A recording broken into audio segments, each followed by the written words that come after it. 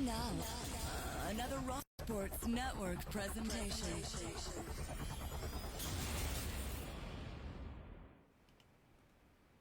All right, ladies and gentlemen, welcome to a brand new edition of The Huddle. My name is Ryan Lasal. This guy, as always, is Icey Vick. Make sure you give us a follow on Twitter and on Facebook. As always, our show is brought to you by Thurman's 34 Rush, where things are hopping every night with over 30 HD screens, including a 15-foot main screen, food and drink specials, live music on select weekends. Make sure you check them out, facebook.com/Batavia Downs for everything that's going on there. This week, we're going to break down the Bills moving to 3-0. Their first game at home, they wind up victorious over the Cincinnati Bengals, 21-17, in what was a little bit closer game than it probably should have been. So we're going to break down that game. We're going to talk playoffs because it's week 3 and the Bills are already in the driver's seat when it comes to playoff position. And finally, we're going to preview the huge game coming up on Sunday as the 3-0 Bills play host to the 3-0 New England Patriots for not only the lead in the AFC East, but the lead in the AFC Conference on the line for the winner of that game. So first, Icey, let's break down this Bills victory over the Cincinnati Bengals. Again, Bills victorious, 21-17. They jump out quick to a 14-0 lead. Very slow first half after that initial burst of scores. The Bills then allow 17 unanswered points to the Cincinnati Bengals until they have to go the length of the field to get into the end zone. The Bills do that on the back of Josh Allen for the second time in 3 weeks, the fourth time in his Bills career. He leads the team down the field when they need a touchdown. And frankly, he needed points, and he went out and got a touchdown instead. Josh Allen finishes 23 for 36 at 64% completion percentage. For those of you keeping score at home, 243 yards, 1 touchdown, 1 interception. He adds in 9 carries for 46 yards. Frank Gore, the man in the backfield, 14 carries for 76 yards and a touchdown. And Big Dawson Knox, the leader in the pass game, 3 catches, 67 yards, a touchdown, and one catch and run that just kind of lit up the Bills stadium, got the fans back into it, and spearheaded that drive that ultimately led to the touchdown for the Bills to take the victory. Trey White on the defensive side of the ball led the way with 2 interceptions, including the game-clinching interception off of 2 tipped balls. Jordan Poyer with 11 total tackles, Micah Hyde with 8, so the secondary was strong and led the team to the victory. So, Icey, overall impressions. Let's start on the defensive side of the football. Overall impressions of the Bills' defense on Sunday, and did they do what they needed to do, carrying into some momentum for the Patriots game coming up on Sunday? Yeah, absolutely. The Bills, the defense has been taking care of business. They're the 5th-ranked defense in the league right now, and they are only holding, these guys, a touchdown and a field goal every game, it seems. Maybe 2 touchdowns, but if you're holding a team to under 20 points, you expect to win that game in the NFL in today's day. And this is a passing offense that was number 1 in the league coming into this game. Yep. So that they can move the ball. Can you stop them from scoring? They really held their own, especially seeing that the Bills' offense went through a nice little stretch where they did nothing. Yeah. From the beginning of the second quarter to the fourth quarter, they didn't put up any points. They didn't move the ball well. They didn't do much to help this defense stay off the field and, have some long extended drives. But still, they only held them to 17 points, even though it was 17 straight points, and the Bills were able to come out on top. I really love what the Bills are doing. Bend but don't break. They're not giving up a lot of points. In the previous years, you see the Bills' defense, they didn't give up a lot of yardage, but they still gave up a lot of points per game. Yeah. And the Bills' offense being able to move the ball a little bit better this year definitely goes into that, helping them stop giving up points. Yeah, and Dalton comes into Buffalo on averaging over 314 yards a game through the air. He finishes 20 of 36, 249 yards, 1 touchdown, 2 interceptions. Joe Mixon is kind of the guy they always try to get going on the ground. He finishes with 15 carries, 61 yards, and fails to find the end zone on the ground. He does have 1 receiving touchdown. But the big guy they had to slow down was John Ross and Tyler Boyd. John Ross coming in as the leading receiver on the team. Tyler Boyd coming in as one of the better receivers playing-wise in the game right now. And Tyler Boyd finishes 6 catches, 67 yards. And John Ross finishes with 2 catches for 22 yards. So the 2 guys that they had to shut down, they shut down. The defense does their job. On the offensive side of the football, things start well for the offense. They wind up driving down the field and putting points on the board. Dawson Knox on a Josh Allen naked boot. He finds Dawson Knox and really had his pick between Dawson Knox and Pat DeMarco on that play. Both were wide open. He decides to throw to Knox. Knox gets his first touchdown since his junior year of high school, which is the big story for him. And then a atypical Bills reaction to on the field goal or on the extra point. The Bengals wind up with too many men on the field. They get a flag, and instead of just taking the yards and kicking the field goal, they decide to go for 2. So instead of from the 3, it's half the distance. They go from the 1.5, and they wind up getting it in for 2. What did that mean to the momentum of the game, Icey, for them to go for 2 in that scenario? Because it was really at that point in the game. I mean, you're 8 minutes deep in the first quarter. You still got a ton of football left to play. Not getting that 2-point conversion probably changes the entire landscape of the game, but getting it, I think, changed the entire landscape. What does that show you? And we'll talk more about the offense after this, but what is that willingness to go for 2, McDermott, Dable, Allen, what does that show you about maybe what this team is about instead of what they've been about over the last 10 years here in Buffalo? It shows confidence in your offense, and this is a team that hasn't had that in a long time. This is a team that you wouldn't expect to go for 2, even if it was at the 2 false starts and you got it at the half-yard line, or offsides and you have to have half-yard line. They don't have supreme confidence in the passing. They don't have supreme confidence in the run game in the past. But now you see that they're starting to build that confidence, starting to build that momentum. One of the biggest knocks I've had on this offense is their inability to put their foot on the gas and stay on it. And they did that in the first quarter and a half. And then they went back to their way and rest a little bit, but that's what we would like to see. We want to see them put points on the board. We want to see them have the faith in that offense, knowing that your defense is great anyway. Right. You don't really have to worry about them coming back and putting a whole bunch of points on. You're hoping not to lose by a field goal in a tight game like this with how good your defense is. So going for it, being aggressive, showing faith and confidence in your offense. They like to see it, the fans like to see it, and them converting is what the coaches like to see. Yeah, and I mean, I think one of the primary complaints that I've had with this offense, and it hasn't been a lot, is their inability to play that middle portion of the game as aggressively as they play the beginning and the end of the game, right? Josh Allen, again, 2 games out of the first 3 this year where he's brought that team from behind when they needed a drive at the end of the game. He turned on the gas. He got on that drive. You saw it against the New York Giants. They get out to a quick start. They fall behind early, but then they score 2 straight. Eventually, the Giants get back into the game. The offense needs a drive. They put a drive together, and they get in the end zone. The problem is that from that middle of the second quarter, to your point, to about the end-ish of the third quarter, it almost seems like it's not the same team that's playing. The offensive line isn't as effective. Brian Dable doesn't seem to be calling the same type of offensive plays. In a couple of instances, I think they're trying to get too cute with plays. They had a situation where they had a 3rd and 1, and they wind up trying to run a jet sweep, instead of just getting behind your offensive line, lining up Pat DeMarco like they did in that touchdown at the end of the game when they needed that 1 yard. It was 3rd and 1. I remember, I have season tickets. I was there, so my father looks at me and he goes, "What do you do here?" And I said, what you do is you line up man on man, you put a fullback in the backfield with Gore, you hand it off to Gore, and you tell him to go do his job. And that's exactly what they did.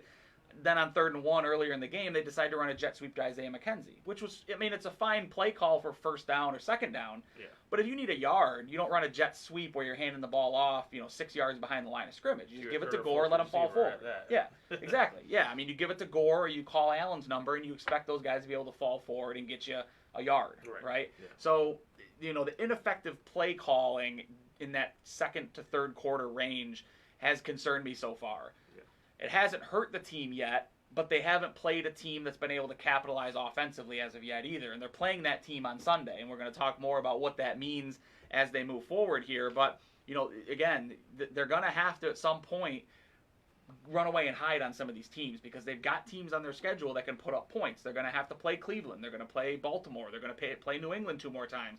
They're going to play a Jets team that's going to have Sam Darnold back by the time he comes back. So they're going to have to find ways to run away and hide and let the defense do its job without worrying about keeping them in the game. They're going to have to allow the defense to just go out and kind of do their thing, and it's okay if we trip and fall and they get a touchdown, or a couple plays go their way because we've got a cushion, right? Yeah. I mean, I don't have an issue with them taking their foot off the gas, but do it when you're up 3-4 scores. Don't do it when you're up 2. You know, because a 2-score game is nothing. Half. Exactly, yeah. I mean, a 2-score game is nothing. A lot of can happen in that time. Yeah. And we've seen that in 2 games already. You know, you can take an early first half lead, and then they kind of let the other team come back into the game, and you start getting worried. These same old Bills, right? Yeah, I mean, and you know, and that therein lies the problem, right? Is that when you take your foot off the gas, you kind of lose that rhythm, you lose that momentum that you build, and it doesn't take much when you're up 14 points in the first quarter. It feels like you're up a lot, right? But a field goal here, a touchdown here, and suddenly it's a 1-possession game or you know, a field goal game, and it's like, oh, we're back in this ball game again, and now we need to turn things back on. You know, they've shown an ability to do that, but if they have trouble turning things back on, they're going to lose a game. Like Absolutely. They probably should have lost the game on Sunday the way that they played in that middle portion of the game. Yep. They should have lost that game against Cincinnati. And I tweeted it out after the game was over. You know, old Bills teams lose that game, right? I mean, a Tyrod Taylor-led Bills team probably loses that football game because you need to go the length of the field and get points to force overtime. Instead of that, which you would have done, and then lost in overtime, you wind up getting a touchdown and putting the game away and letting your defense, you know, giving your defense a lead back and say, you know, need one stop. You need one stop and this thing's over. So we're going to go ahead and take a break. When we come back, we're going to talk playoffs because the Bills are, you know, again, in the driver's seat for the playoff position. So we're going to talk a little bit about what happened on Sunday to lead to that, what needs to happen next week. Make sure you stick with us on the other side. We're going to be right back. Hi, my name is Henry, and I want to welcome you to Batavia Downs Gaming. We want you to love it, not just like it here. We went to our customers and asked them what we can do better. You said you wanted a hotel, so we built one. More and better food, we did that too. A separate place to smoke and play, we even did that. Batavia Downs Gaming and Hotel is the right size with the right people in the right location. Batavia Downs Gaming. Come here to dine, stay, and play. Bill Gray's Burgers and Fish Fries are Rochester's choice because of this, and this, a lot of these, and mostly that. Gimme, gimme, gimme Bill Gray's. When I sprained my left knee, they did so much to help me at Lattimore Physical Therapy. With 20 locations throughout Monroe and Livingston County, pain relief is never more than minutes away. Same-day appointments available. Most insurance accepted. Call 1-888-PT-ROCHS. Lattimore Physical Therapy. Hi, I'm Zach Ralph. We've been selling cars for more than 80 years. We're family-owned, family-run, 3 generations strong. Come see the 2020 Hondas. There's something for every lifestyle. Whatever you're looking for in your next car, you'll find it at Ralph Honda.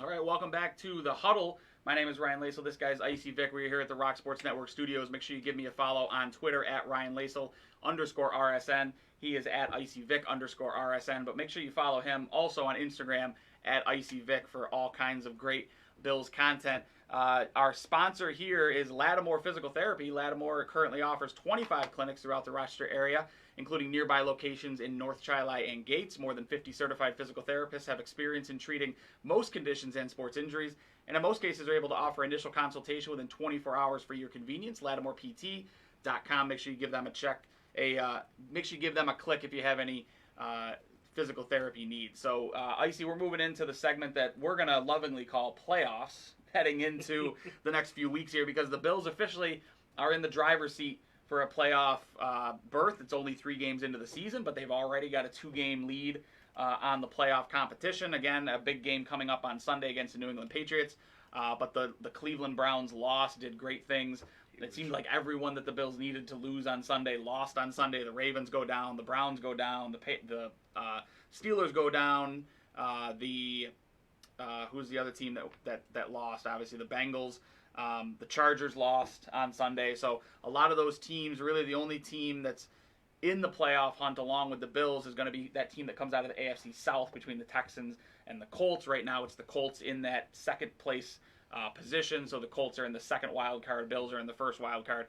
Long-term implications of this, I think one of the things that I talked about a lot on the Sunday Drive with the hashtag Sports Guys. I talked about it with Drew and Chris on the Rock Pile Report podcast, and you and I have talked about it too, is to consider this season a success. The Bills obviously want to be over 500. Correct. But the biggest telling of a success for me is if they don't make the playoffs, you need to go into weeks 13, 14, 15, and you don't want to be that graphic on the right where it's in the hunt, right? We've seen that so many times where the Bills are in the hunt. They're like that last team that's in the hunt. Comes week 16 and 17, you're doing all kinds of math to say, well, if this team loses and this team loses, and then we got to get some help. We need a tie between these two teams. You don't want that, right? You want to be in the driver's seat, either winning your division or in one of those first two wild card spots where it doesn't matter what happens behind you. As long as you win, you get in. That's what you need to be. You need to be a team that controls your own destiny, right? We've got so many teams over the last few seasons. The Steelers have always been that team. The Bengals seemingly, and the Ravens, those teams are always seemingly like controlling their own destiny. You got the Texans and the Colts. You want to be those teams. You want to be those teams where you've done enough going into weeks 13 through 17 to where all we got to do is win. Go on the field and win, and it doesn't matter what else happens. Instead of what you've looked at over the last few years where it's like we need to win and. You don't want an and after that, right? So, Icey, how big is it right now to have started out 3-0, 2 games clear in the wild card already with the schedule that you've got in front of you, which when you break it down based on record remaining opponents is one of the 5 easiest schedules in the NFL. What does that mean to already jump out to a 3-0 lead and 2 games clear in the wild card? Well, you hit it right on the head.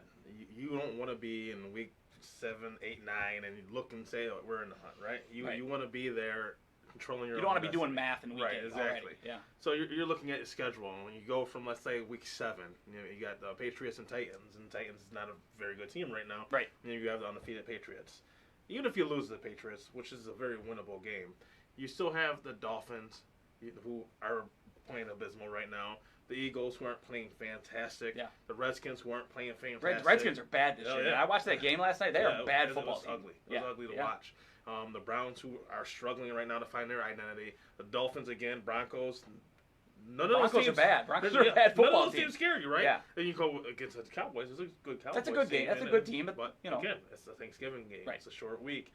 This is a game that you could see the Cowboys looking past the Bills. Right. We're not really worried about. And it's a team that the Bills. It's a structured team that the Bills handle well, right? You shut down the running game and Zeke Elliott, make Dak Prescott beat you, and I think he's going to have trouble beating you. So it kind of plays right into the game plan that you want to have going into a game with a team in Dallas. I think Dallas is a very winnable football game. Absolutely. I mean, and quite frankly, it's an odd position for me, and I've talked about it on Twitter a couple times.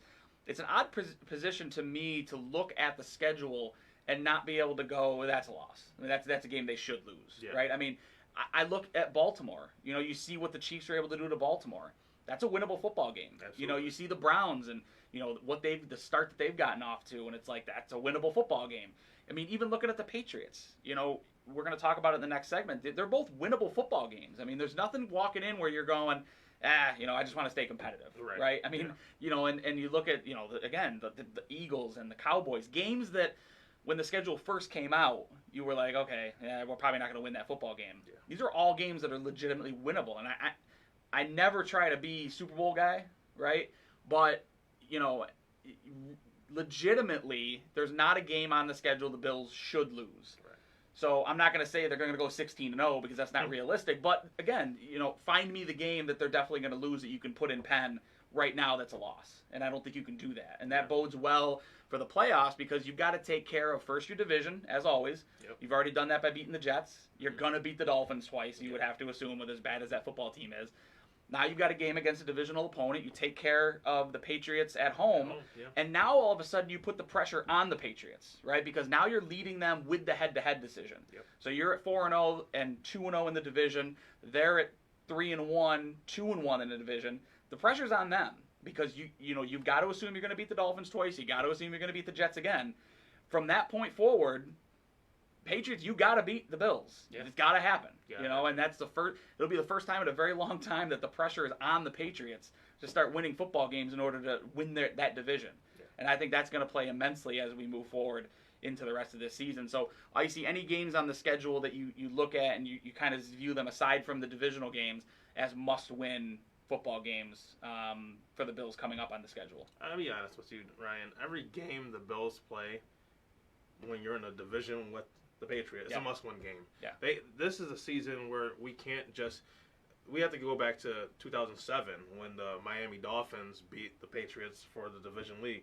They missed the playoffs that year, winning 11 games. Right. Yeah. Right. Yeah. And I mean, this probably not going to be the season. Look into the AFC, where you're going to lose. You're not going to make the playoffs, winning 11 games. But in the same sense, you have to take care of business outside of the Patriots. Like you were talking about games that the Patriots might, or that you don't think that you're gonna, this is a loss. Yeah. Well, the Patriots game, this is a team that's the first ranked defense and the fifth ranked offense. This is a good team. Yeah, it's a very good team. So if there's games you're gonna lose, you can eat those games, but that means you have to take care of business every other game. Right. Because if you're gonna win, you're not gonna try to beat them with a tiebreaker. Yeah. You don't want to have to beat them with a tiebreaker. You want to own your own destiny, control your own destiny. And that means taking care of all the rest of the games on your schedule. And as we just pointed out, none of those teams scare you. No, not yet. Not yet, at least. No.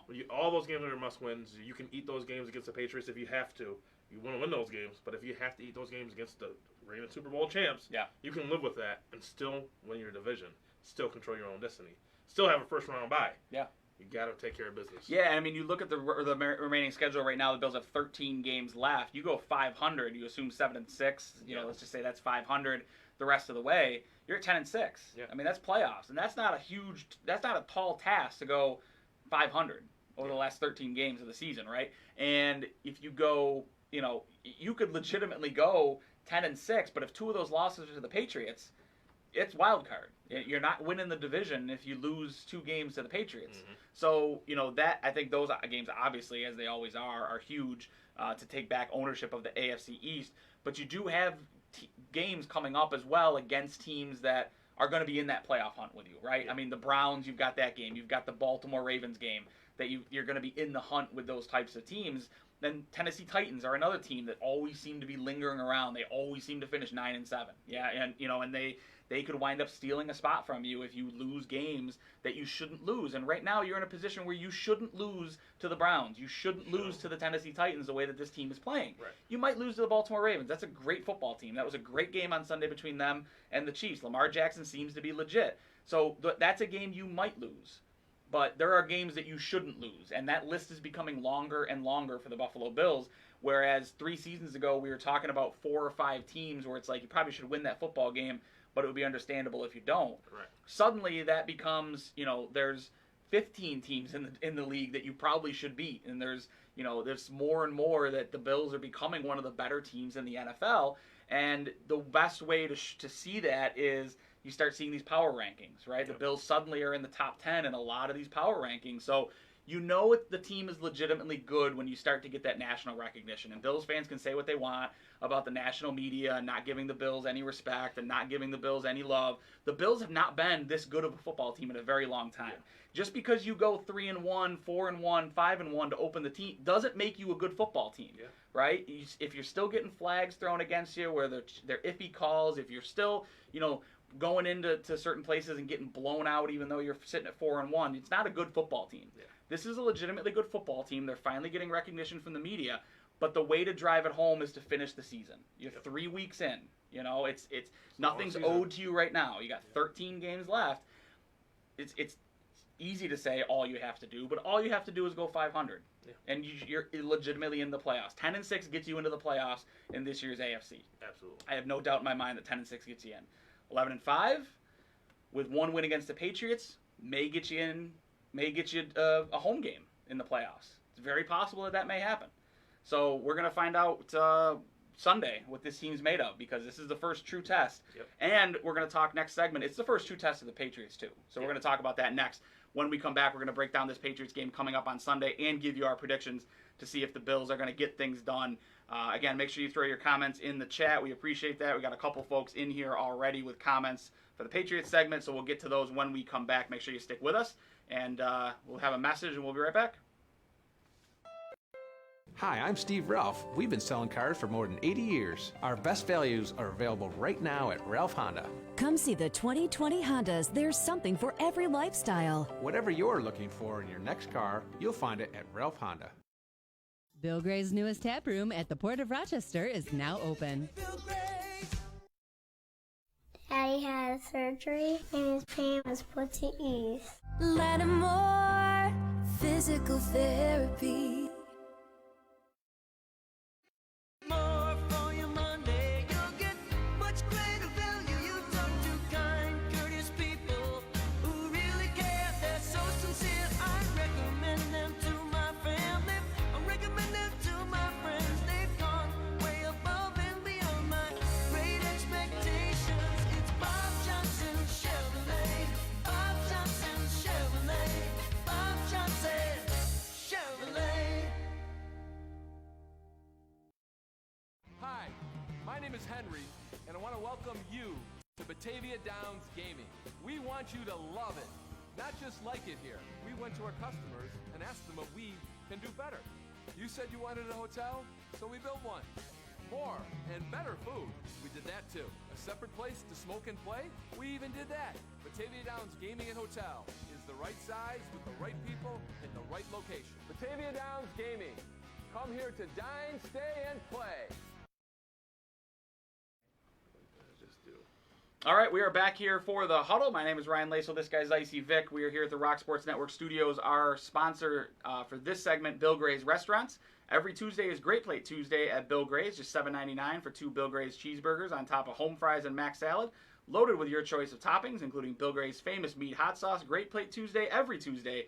Gimme, gimme, gimme, Bill Gray's. So, Icey, moving over into previewing this New England Patriots game. Patriots sitting at 3-0, 2-0 in the division. Again, the Bills at 3-0, 1-0 in the division. And as much as it can be in Week 4 of the NFL season, this feels as much of a must-win game as any has felt over the last, dare I say, decade for the Buffalo Bills. I mean, you talk about two years ago when they had to win to get in the playoffs. It's probably a little bit ahead of that, but as much as it's felt like a must-win game, 3-0, you get the Patriots at home for the, as a 3-0 football team. This is a must-win football game. Absolutely. And I know that you like to say every game's a must-win game, but no game thus far in the season and for quite some time in this season after this game will be as much win as it is, or must win as it is with the Patriots. So we're going to talk a little bit about the Bills. What do they have to do to get things done on Sunday? And Icey, let's start on the offensive side of the football, because you talk about this Patriots defense. They've yet to give up a touchdown the entire season. They are the number 1 ranked defense in the NFL at this point in time. And one of the questions that we have is from Chuck Christopher in the chat. So we appreciate, Chuck, the love that you're showing. I know you're one of the big hashtag followers, so we appreciate you carrying over and checking out our show as well. But Chuck asked a good question, and I think is going to be impactful for the game. Is Devin Singletary going to play? And I know the answer is we don't know. We would assume he's going to play, but hamstrings are tricky. Yeah. I was a big proponent for sitting him last week because you know what you've got coming in New England. You probably shouldn't have been as close as you were against the Bengals. That was a team you probably should have walked over. Yeah. So Singletary wasn't a huge piece of it. But Icey, let's assume that Devin Singletary can play and does play on Sunday. How big of an impact does he have for this offense and what they're going to try to do against this Patriots defense? Well, I mean, if they continue doing what they've been doing, it's going to be very limited snaps, especially coming off of an injury. Yeah. You don't want to really just throw him out there. But I think part of the injury was that you were using him so sparingly. You threw him in for 2 plays, and then he sat for a quarter. Yeah. And threw him in for 2 plays. It's hard to go, stop and go, going from warm to cold like that as an athlete. Yeah. So I would like to see them, use him more consistently. But I mean, it all depends. Frank Gore has been very inefficient in 2 out of the 3 games. A very efficient last game. But this is a better defense than they've seen. So is your 36-year-old running back going to be your bell cow, or are you going to put it in the hands of your young stud third-round pick? You would like to see him get the ball more, especially with the type of production he's been able to get every time he's touched the ball. Yeah, and I saw a couple plays on Sunday that really made me question if it was Singletary in there, does that play wind up differently? There were a couple of instances where Gore kind of broke through that line, got to that second level, and there was a hole there for him, and it seemed like he just couldn't quite kick that gear in to get where he needed to go. And Devin Singletary is not a speed guy, right? But he's certainly faster than Frank Gore. and he's a guy that seems to hit holes pretty well. He's got a little bit of sneaky burst to him from what I've seen. There was another play where TJ Yeldon caught a pass, like a swing pass in the flat. I think it actually might have been the play that he fumbled. But he had a couple blockers in front of him, and it was like he needed to make like one linebacker miss, and he was going to be off to the races, and he winds up fumbling the ball. But I mean, that's a different story. But Singletary might make that guy miss. I mean, he's shifty enough. He broke a ton of tackles in college. He's broken tackles so far in the NFL. He makes that guy miss instead of getting wrapped up. Obviously, not fumbling the football, but he's off to the races, and that changes the complexity of the game because that drive wound up in a fumble turnover, whereas with Singletary, it might wind up in a touchdown or even at least 3 points. Now you're not chasing in the fourth quarter. So I think what you try to do against the Patriots as much as you can, and it's easier said than done, but the Bills have been so successful this season at sustained drives. They've got, I think, 6 of their 8 touchdown drives have come from 75 yards or more. That's a sustained drive because you're not the Kansas City Chiefs, right? You're not throwing the ball 75 yards for a touchdown to Sammy Watkins. You're not throwing a 4-yard slant to Tyreek Hill and he's taking it to the house 76 yards. You're going 75 plus yards 6 yards at a time. Yeah. So that changes the game because it keeps a guy like Tom Brady on the sideline. And Tom Brady can't score points if he doesn't have the ball in his hands, right? So if you can keep Tom Brady off the field, keep this offense off the field, Julian Edelman, Josh Gordon, Sony Michel, all these weapons that they've got, if you keep them on the sidelines where they can't hurt you, then all you got to do, to Chuck's point in the chat, take care of the football. Don't turn the football over. Right. Don't give them short fields. And you control this football game. If you can get out to a hot start, and I've been a fan last week and again the week before where the Bills won the toss, or they won the toss and they wind up receiving. Put the offense on the field first. I think you do that against the Patriots. Put the offense on the field first, try to get a lead, and then let your defense do what it does in containing Tom Brady. That said, what do the Bills have to do defensively to try to slow down Tom Brady? Specifically now without Harrison Phillips, who's been arguably the best defensive player on the defensive line thus far, who's now out for the season with an Achilles. Kyle Pecco signed off the practice squad today, so he will step in to that one technique behind Star Latulele. So what do the Bills have to do defensively to try to slow down Tom Brady and this Patriots offense that has over 900 yards passing already? Well, they're just going to have to do what they have been doing all season. Bend, but don't break. Tom Brady's Tom Brady. Well, that Belichick ran team is like fine. It runs like a fine machine. Like a sports car, it's insane how much success they've been able to sustain for so long with Tom Brady as quarterback. Even when he wasn't a quarterback, they still had 11 wins that season. You're going to give Tom Brady what you're going to give Tom Brady. Yeah. He's going to take what he's going to take. The whole thing is, can you stop him from scoring? Yeah. Can you keep them on the field for sustained drives and hold them to a field goal? Right. That's going to be your big thing because they're going to move the ball. Yeah. There's not been a team that stopped them from moving the ball. Even when they the 2 Super Bowls they lost to the Giants, they still scored 17 points both those Super Bowls. Right. And the Giants just scored a field goal more. Yeah. What they're going to have to do is try to do that. You're not going to be able to stop Tom Brady, but just try to contain him on the defensive side of the ball. Yeah. Slow him down, make them eat up the clock, long sustained drives. If they do, maybe force a couple turnovers. Now, Julian Edelman might not play this week. Yeah. With the chest injury, all the results came back negative, but he still may not play, which means you're going to be putting the ball in the hands of Philip Dorsett and Josh Gordon. Well, Trey White can stop Josh Gordon. Even though he's great, he's not as good as he was when he came into the league. Julian Edelman being out is a huge loss if he does not play this week. Yeah, and we'll see. It sounds like, as reports today, sounds like he's trending towards playing. But again, with a chest injury, all it takes is one, clean shot from a Matt Milano or from, because he likes to work in that middle of the field, that that flat area. That's where the linebackers tend to roam, in this defense. And all it takes is going to be a hit from Alexander or Milano or Edmonds.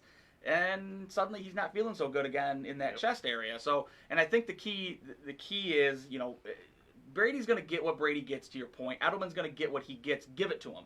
Let them try to beat you 4 or 5 yards at a time if they can do it. Now, they've shown that they can do it, but that's always with the offense, the other side of the field, not scoring a ton of points. The Bills, if they keep their foot on the gas and they find something that works and they start going to that well again and again, eventually the Patriots need to play catch up. They can't do that 4 yards at a time. They've got to start looking for those chunk plays. And if you can stop Brady from that, that post corner route that he likes to throw to Josh Gordon, if you can stop him from those seam routes that he likes to throw to the tight ends, suddenly that offense becomes less effective. You contain Sony Michel, Rex Burkhead, don't let them beat you on the ground. And, again, give Julian Edelman, if he wants to have 11 catches for 60 yards, and give him 11 catches for 60 yards, as long as he doesn't have a touchdown, that's not going to kill you. That's not going to be what beats you. Let them try to beat you with 4 yards at a time and Steven Gostkowski field goals and see if their defense can shut the Bills down. Right. On the offensive side of the ball, Icey, we need to talk about Josh Allen because, he's been good this season. I think he's middle of the road. He's an average quarterback right now. He makes some eye-popping plays. He makes some plays that make you go, what are you doing, Josh? So, and I think if you told me before the season started, and I said it before the season started, if Josh Allen goes from what he was last year to average this year, that's a pretty good step for him in his second year, right? And you expect to see more. He's completing 66% of his passes or 65% of his passes right now on average. What does Josh Allen have to do to allow this Bills defense to do everything else around him is dependent on what he does, right? What does he have to do coming into Sunday to make sure that the Bills can get out of Buffalo with a win against the New England Patriots? Josh Allen has to be consistent. He has spurts where he'll play very well, and then the whole team goes dormant. The whole offense goes dormant for a whole half, and then he has to come back and find himself in a must-win drive. You're not going to beat the Patriots like that. No. And as much as I know we don't really disagree on, or we don't really agree on what Josh Allen is, generally speaking, we in the chat, in the group chat and everything, I'm not as big as a fan of his gameplay this year. I understand he has had spurts where he has played very well, but he had 3 turnovers and a half on him. And then last week, he had a terrible turnover, throw, just trying to do too much. Right now, Pro Football Focus has him ranked as the 27th quarterback, and it's because of his consistency. When he's playing great, he's playing great. Yeah. But when he's not, he's playing bad, or he's doing absolutely nothing. And you cannot do absolutely nothing against this Patriots team. The silver lining in this is you have Devin Singletary, who's been underutilized. Yeah. Who's the top 3 running backs right now graded? You have Delvin Cook, who's playing out of this world. Yeah, he's playing great. Josh Jacobs is playing great. He's the 3rd best. Elliott Saquon, who's number 2 though. Yeah. Devin Singletary is the number 2 rated in his in rushing in the league right now for guys that qualify, and he's so underutilized. Well, put that to use. Put that guy in there in situations you're saying where that run could be not a 6-yard run, but a 20-yard run. Yeah. And he's not running away from anybody, but he can make that guy a miss and make a safety, make one a play. Extra guy miss, break one extra tackle. Yeah. You're going to have to do that to stay on the field, and then you stay on the field, you got Tom Brady off the field. Tom Brady is off the field, you have a chance to win this game. Like I said, Tom Brady's going to do what Tom Brady has to do, but you as an offense have to take care of business and keep Tom Brady off the field. The best defense here is going to be a good offense. Yeah. This is what you're gonna have to do. And sustained offense, right? I mean, Absolutely. you want if you're gonna get touchdowns, if you're gonna get points against this Patriots team, you want to do it after 5-6 minutes has come off the clock because that shortens the game. It emphasizes and makes every possession a must-score possession. And the one thing that the Patriots don't like is when every possession's a must-score possession. So that being said, I think one of the turning points last game for the Bills heading in, and it'll be interesting to see how they try to capitalize, is the emergence of Dawson Knox, right? I mean, it's the emergence of a legitimate pass-catching threat at the tight end position that the Bills have not had in quite some time. Charles Clay was supposed to be that. He never got there, right? Dawson Knox and Josh Allen now have shown a chemistry among one another. That drive where they needed to go down the field and put points on the board, Allen looked for Knox. He found him in the flats. It was a pass that he probably doesn't make last year. He makes it. Dawson Knox makes an unbelievable play, breaks 2 tackles, and goes an extra 12 yards from where he would have to begin with. It's going to be interesting how do the Bills utilize Knox in this game, because the one thing that the Patriots have always struggled with is covering the tight end position. So we're going to see how things shake out. So, Icey, I'm going to put you on the spot, and I'll go after you. Are the Bills going to get things done on Sunday? What's your score prediction? I think this is going to be a lower scoring game than anticipated. I don't think it's going to get into the 30s. It's hard. I want to say the Bills are going to win, but with how flat they've been in games this season, I'm going to say it's going to be very hard to pull off a win playing like they have played against such a really good team with offense and defensively. Great team. So I'm going to say the Bills are going to lose 27-20. See, I'm going to go, actually, the Bills winning, but almost the exact same score, 27-21. I think the Bills are going to get it done. I think the defense is going to do just enough when the game is on the line. I think the offense is going to have a couple sustained drives throughout the game. I think it's going to be a slugfest early, slow down, as it typically does between these two teams. Fourth quarter is going to be critical. That's when Josh Allen has been at his best, albeit not against, great competition, but he's been at his best this year in the fourth quarter, so I don't expect that to change now. I think Josh gets a couple scores in the fourth quarter, put the Bills up, again, 27-21 Buffalo. So we're going to see if the Bills going to come out of Sunday 4-0, 3-0 in the division, or they're going to take their first loss of the year and have to see how they respond after a loss. We're going to find out. The Ralph will, I'm going to keep calling it the Ralph, the cap will be absolutely bananas. So if you are going to the game, be safe, be loud, get there early because you don't want to get stuck in traffic because this is a game you do not want to miss. So thanks very much for everyone for joining us. Make sure you tune in next week when we're going to recap the game, cover the next week's game as well. For Icey Vick, I'm Ryan Lasal, Gary behind the camera. As always, we appreciate everyone tuning in. Thanks very much, and go Bills.